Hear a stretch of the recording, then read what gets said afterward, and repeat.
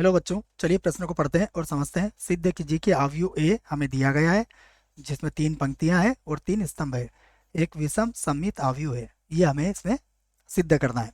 प्रश्न को हल करने से पहले प्रश्न के लिए हम मुख्य अवधारणा लिखेंगे। मुख्य अवधारणा जिसकी सहायता से इस प्रश्न को हल किया जाएगा। मुख्य अवधारणा में हम विषम सममित अवयव को समझने वाले हैं। तो मैं इसी बात को लिखूंगा कि ए कोई अवयव ए है विषम विषम सममित विषम सममित अवयव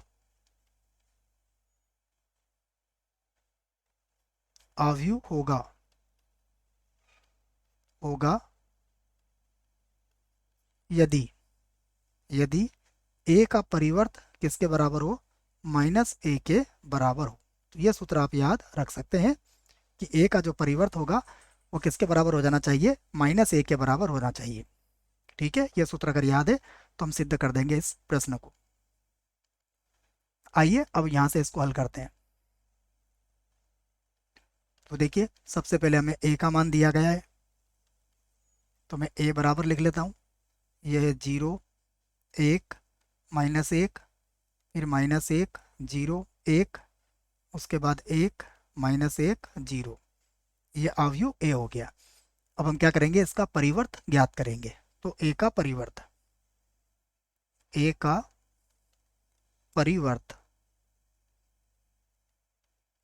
तो ए का जो परिवर्त है उसे हम लिख सकते हैं ए डेस। ठीक है, बराबर।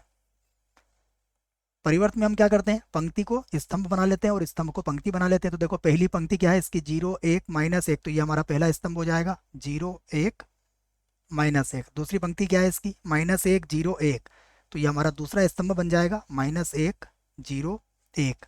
फिर देखिए 1 -1 0, तो ये हो जाएगा 1 -1 और 0। अब ध्यान से देखिए इसको, अगर यहाँ से मैं माइनस का को कॉमन ले लूँ बच्चों, तो यहाँ से मैं क्या करता हूँ, माइनस को कॉमन ले लेता हूँ। जब माइनस कॉमन लूंगा तो क्या होगा, देखो सभी के चिन्ह बदल जाएंगे। तो ये हो जाएगा 0, ये हो जाएगा 1, ये हो जाएगा -1। उसके बाद ये -1 0 प्लस का 1, उसके बाद ये प्लस में हो जाएगा, ये माइनस का 1 और ये हो जाएगा 0। अब ध्यान से देखो, ये फिर से किसके बराबर आ गया, ए के बराबर ही आ गया। तो यहाँ पर क्या हुआ, अब इस बात को कह सकते हो कि यहाँ यहाँ जब हमने ए का परिवर्त लिया तो वो किसके बराबर आया, -a के बराबर है। इसलिए इसलिए अवयव ए क्या है, विषम सममित अवयव है। इसलिए ए एक विषम विषम सममित विषम सममित अवयव है। अवयव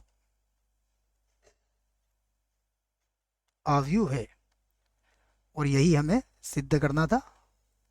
यहाँ पर लिख सकते हो आप, सिद्ध सिद्ध हुआ। आशा करता हूँ बच्चों प्रश्न का उत्तर समझ में आया होगा। धन्यवाद।